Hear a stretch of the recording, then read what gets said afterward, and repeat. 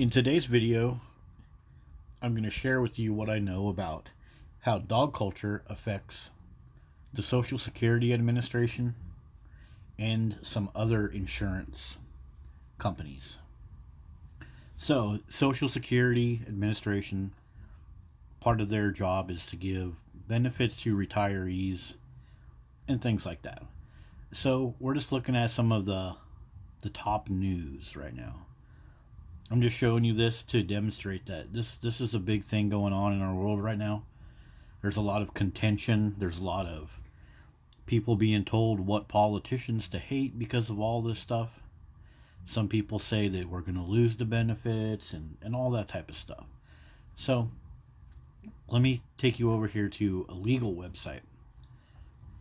So when you have a dog, guess what?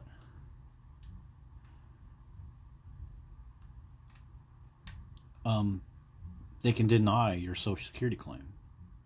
Because if you can take your dog for a walk or clean a cat litter box, as I'm showing you right here, well, then maybe you're not so disabled. Maybe you could get a job.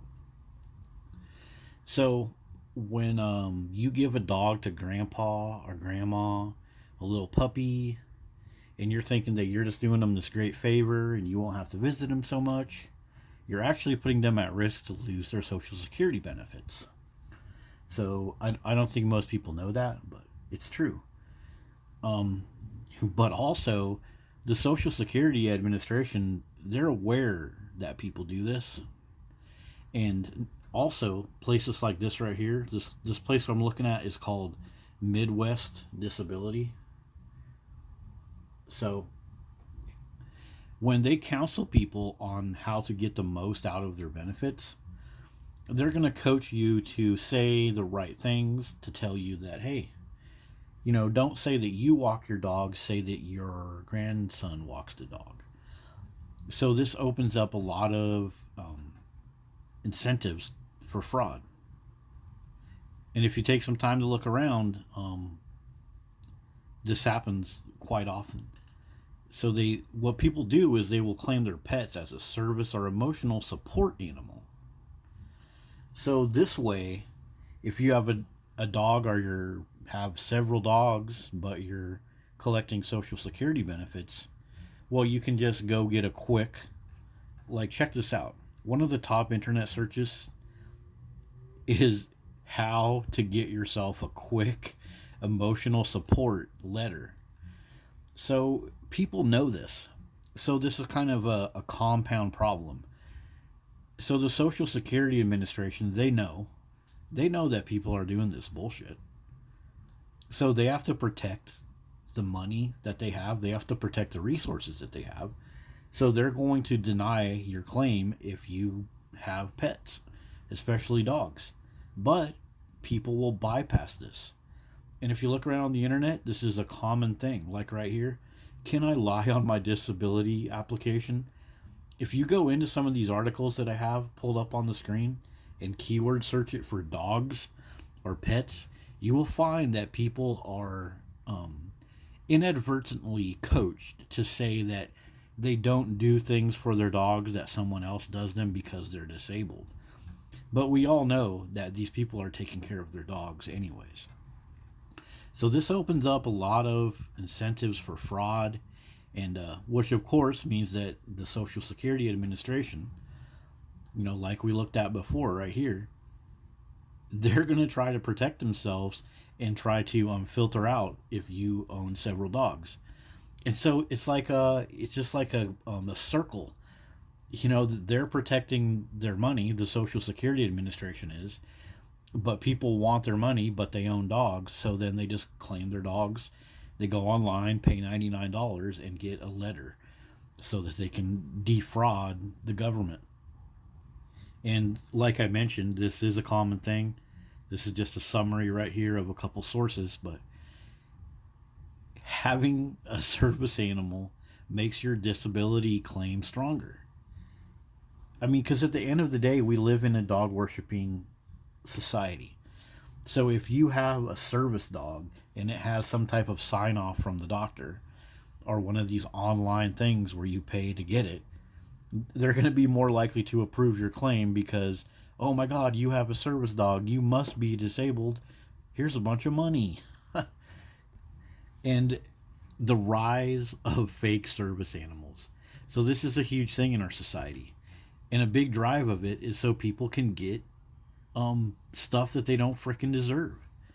So, many people misrepresent their pets as service dogs to gain access to places where pets are not allowed or avoid fees. So this is like a huge thing. And there's actually several documentaries you can look up on this. There's actually YouTube channels that are starting to call this stuff out, especially people that have real service dogs, like dogs that get retrained every few weeks and stuff like that. So this is a huge issue, and it's just fraud. It's fraud that's being driven by the presence of dogs. So here's a little paper I'll throw in the description for everybody to have a look at. But right now we're looking at this part right here. So check this out. It says 92% of respondents encountered fake, questionable, or uncontrolled service dogs in their time as a dog user. So these are people that have an actual service dog.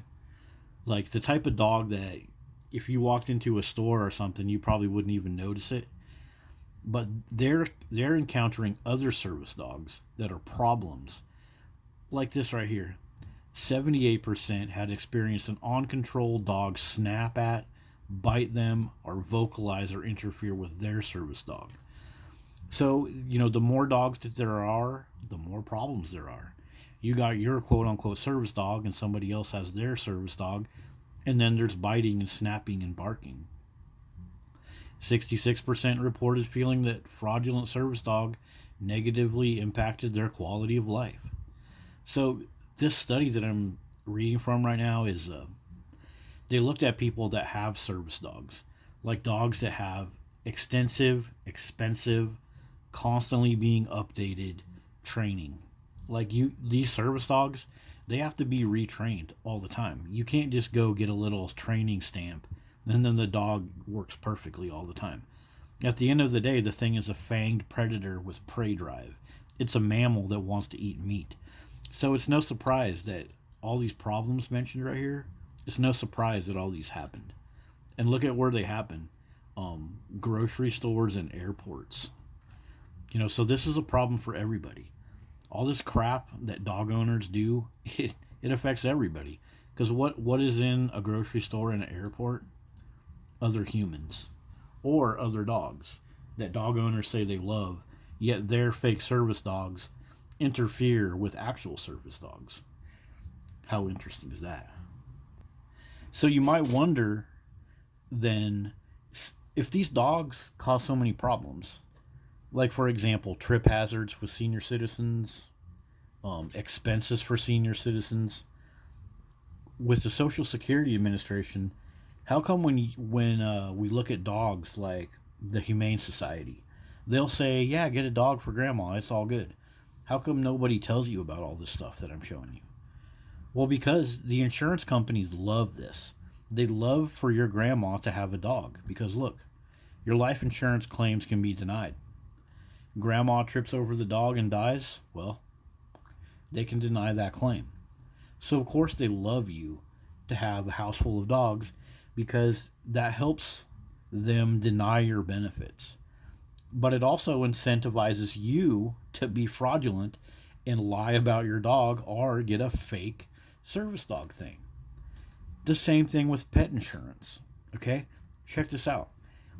The last one I looked up is like 60% of pet insurance goes unpaid. But it's often denied due to reasons like pre-existing conditions, insufficient documentation, and other things. So if you have pet insurance, like maybe you realize that owning a dog causes extra risk in your house, you get pet insurance, but it'll probably be denied. Statistically, pet insurance claims are more often denied than they are granted. So, of course, life insurance, medical insurance, pet insurance, of course they want you to have a house full of dogs because then they can deny your claim. But people also know this. I mean, it's like I showed you originally. This law firm right here and all the other ones, they know this. So we are going to be encouraging people that own dogs, by and large, all throughout society, to just kind of, bend the truth a little bit. Yeah, I have a dog, but someone else cares for him, etc., so on and so forth. So, yeah, the presence of dogs creates fraud, incentive for fraud. It creates a reason for companies to deny your benefits.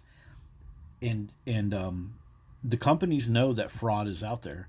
So they are more and more going to deny benefits if you have a dog, which incentivizes people that own dogs to more and more lie about the all of the expenses and liabilities that they have because of a dog.